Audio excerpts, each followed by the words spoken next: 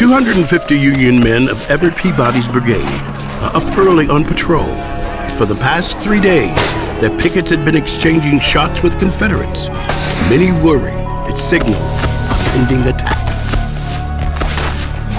But no one in high command had been convinced. That Sunday morning, within earshot of their camps, they find a monster lurking amidst the Tennessee timber. 9,000 Confederates spearheading a surprise attack.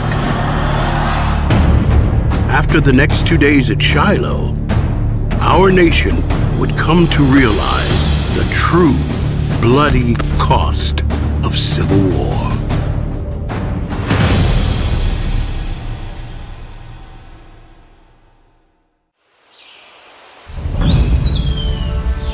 By the spring of 1862, the Union's disaster in the East at Bull Run the previous summer seemed a distant memory, thanks to a string of victories in the West.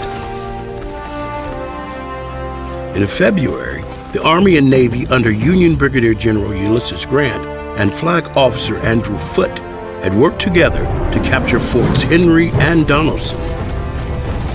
Combined with the loss at Mill Springs, Kentucky, General Albert Sidney Johnston, the Western Confederate commander, was forced to move southwest, handing over Kentucky and much of Tennessee, including the crucial supply and industrial center of Nashville. Major General Henry Halleck, commanding the Department of Mississippi, ordered federal forces up the Tennessee River, a major conduit into the heart of the Western Confederacy. The Federals embarked in March, using 174 steamboats to ferry almost 40,000 men toward their eventual target, a now bustling junction in northern Mississippi. In this day, rivers and rails are the key means to move men and supplies quickly, and Corinth, Mississippi is a crucial southern rail link. It straddles the Mobile and Ohio Railroad and sat on the only line connecting the Atlantic and the Mississippi. And by mid-March, Grant's army was in position to capture it as they encamped around Pittsburgh Landing. His was a good defensive position. Waterways protected both flanks and their rear, and they were within 20 miles of Corinth. But Halleck, cautious, has ordered Grant to hold until the 30,000 men of Don Carlos Buell's Army of the Ohio arrives from Nashville.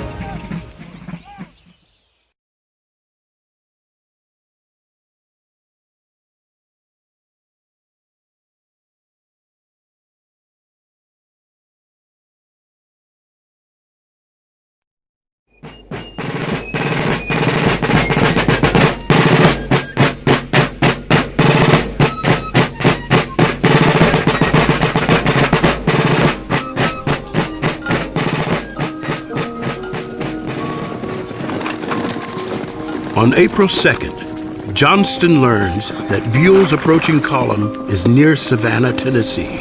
It is an opportunity to strike his opponents while they are divided, and Johnston seizes it. General P.G.T. Beauregard, the hero of Fort Sumter and Bull Run, plans a very complex attack that attempts to coordinate Johnston's 4 corps. But rainy weather turns the roads into mush, delaying the attack. Believing surprise is lost, Beauregard urges retreat. Undeterred, Johnston declares, "Gentlemen, we will attack at daylight." Despite warnings, Union commanders are confident that Johnston's army remains at Corinth. General Grant headquarters across the river at Savannah, and few of the regiments manning what is to become his front lines had ever been in a full-scale battle.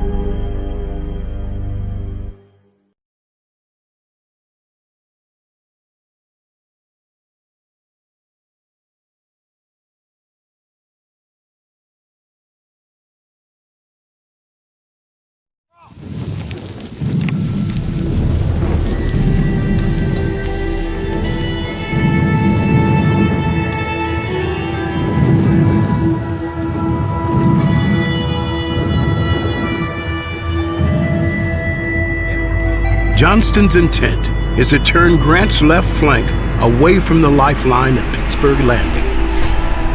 But it's Grant's right that receives the first Confederate attacks as William Hardee's brigades advance on the camps of William Sherman's division. As late as 7 a.m., General Sherman remains unconvinced this is a general attack until rebel skirmishers from Cleburne's brigade kill his orderly and shoot him in the hand. 2 of Cleburne's 6 regiments move around the swamp and get caught in a vicious crossfire. The intense fighting here is just south of a church with a Hebrew name that ironically meant place of peace, Shiloh.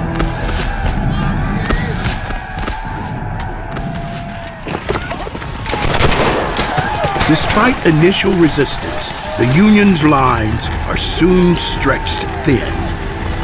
Benjamin Prentiss forms his 6th Division, including 12 guns on the Eastern Corinth Road. His untested ranks wither Gladden's brigade. But around 8:45, Confederate attacks force Prentiss to fall back.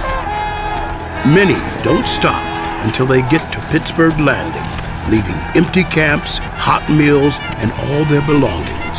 Hungry rebels pause to eat and loot. An hour is lost as commanders, including Johnston, struggle to get these men moving again. Amidst the panic, Union defensive lines are patched together with anyone in shouting distance. And casualties and terrain unravel Confederate command structure. By mid-morning, the battle at Shiloh has become a soldier's fight.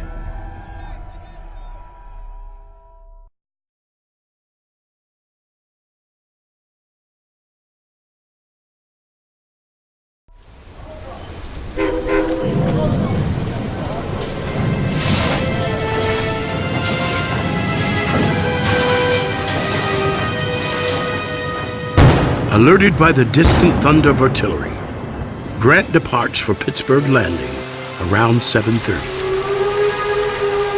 He orders Bull Nelson's division of Buell's army to begin moving down the river, but Nelson is unable to march until early afternoon. Grant also orders Lew Wallace's 7,500-man division to reinforce his lines, but a series of errors and delays turn a 2-hour march into 7. Neither will arrive before nightfall.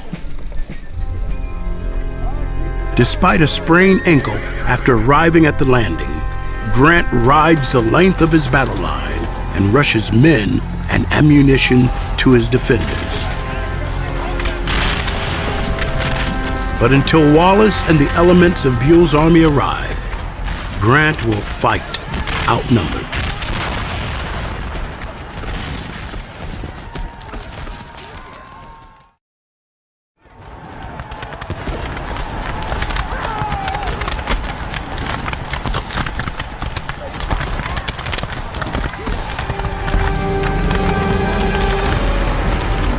By 10:30 a.m., the Confederate onslaught starts to overwhelm Grant's right flank. Attacks push Sherman and McClernand back, first to the crossroads of the Purdy and Corinth roads, and then to Jones Field, a mile and a half from Pittsburgh Landing. Johnston succeeds in bending Grant's line, but in the wrong direction, toward Pittsburgh Landing, where the line can be shorter and stronger. With the Union right flank in retreat, entire Confederate regiments fall out of line to eat and pillage. This lull allows Sherman and McClernand to regroup and launch a ferocious counterattack. By noon, they've rolled over the unprepared looting Confederates. For the next 3 hours, Sherman and McClernand's determined stand will force Johnston to commit his last reserves and will occupy the entire western 2/3 of the Confederate Army. Confederate brigades on Johnston's right make repeated attempts to dislodge Stephen Hurlbut's division from a blooming peach orchard just south of a pond where the dying crawl for a final drink. By 2 o'clock, Hurlbut's line begins to give after Johnston personally rallies his brigades to attack en masse. Johnston had an old dueling wound that kept his right leg numb most of the time. He may not have paid much mind to the mini-ball that severed his artery. By 2:45, Johnston bleeds to death. He is the highest-ranking officer to be killed during the Civil War. In Grant Center, the division of W.H.L. Wallace and the remnants of Prentice's ranks form a half-mile front and a thick overgrowth along an old wagon cut. 6,200 men and 25 cannon make the names of the places there: the Sunken Road, the Hornet's Nest, synonymous with bloodshed.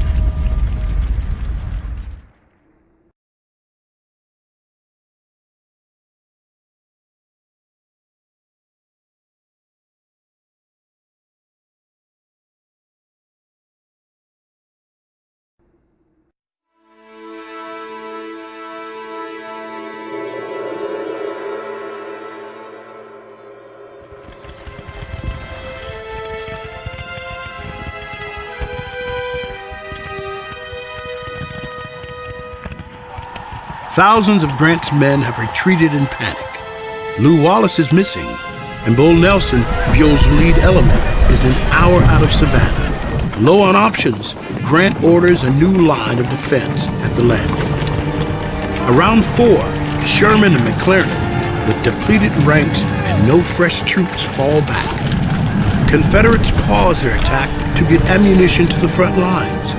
Sherman and McClernand reform along the heights of a rugged ravine. By 4 p.m., Hurlbut withdraws, forcing Prentice to refuse his left flank. With Grant's right and left flanks in retreat, sounds of heavy fighting in the center draw Confederate brigades like a magnet. W.H.L. Wallace's outnumbered Federals put up a fierce defense from an overgrown thicket. Their intense fire thickens the air with whizzing metal. Rebels call it the Hornet's Nest.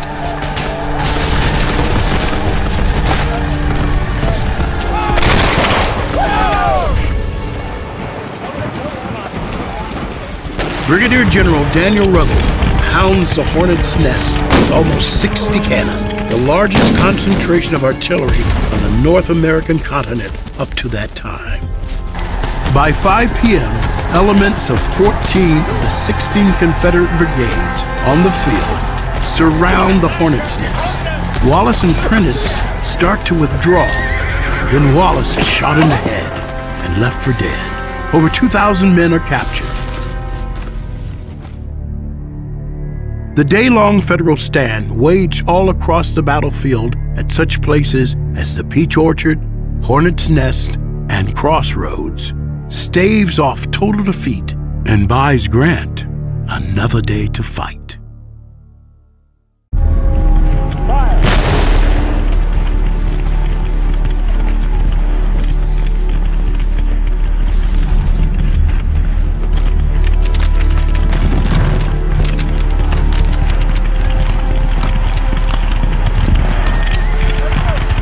Grant's army has fallen back 2 miles and incurred immense casualties. Heavy cannon fire from the Union timberclads Tyler and Lexington pesters the Confederate lines.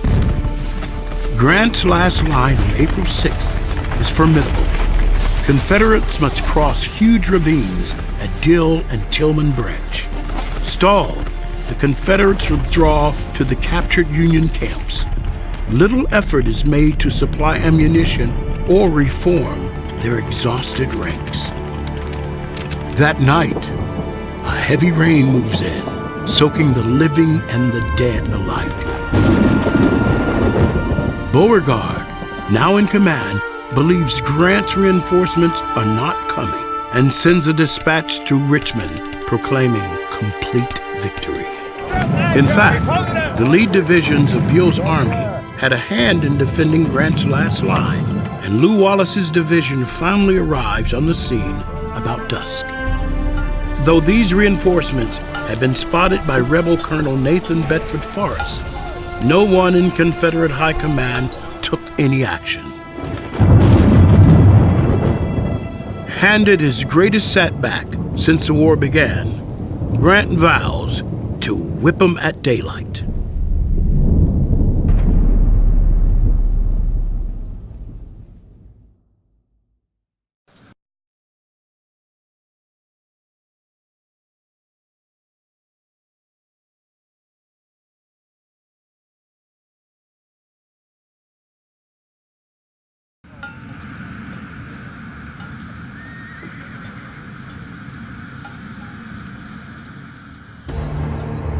By 6 a.m., Grant has 40,000 at the ready, half of which are battle fresh. The weary Confederates number around 28,000. Despite their exhaustion and disorganization, when Grant's army moves to retake the field and drive the rebels back, Beauregard eventually manages a solid defense. Despite his savage counterattacks, he is forced back 2 hours later to a position along the Hamburg-Purdy Road. Ultimately, the Union numbers are too great for Beauregard's depleted ranks. At 2, he pulls back in retreat to Corinth. Grant does not pursue until the next day. Almost 24,000 men are killed, missing, or maimed in just 2 days. Shiloh is the bloodiest battle in American history up to that time. Despite winning Shiloh, Grant is vilified for the shocking losses and near defeat. Many demand his removal from command. President Lincoln refuses, saying, "I can't spare this man. He fights." In Albert Sidney Johnston, the Confederacy loses a prized leader. No general will fill his void in the Western theater. Beginning in May with Corinth, the Union Army embarks on a Western mission of conquest, with many more places to fall. Vicksburg, Chattanooga, Atlanta. The battlefield is quiet now, though a new fight is ongoing against the foes of time and progress. Nearly 4,000 acres of land have been preserved, most recently the site of the Fallen Timbers action. Once host to 2 of the bloodiest days in American history, Shiloh is now one of the best preserved battlefields of the Civil War, a sprawling living monument to the sacrifices made there 150 years ago.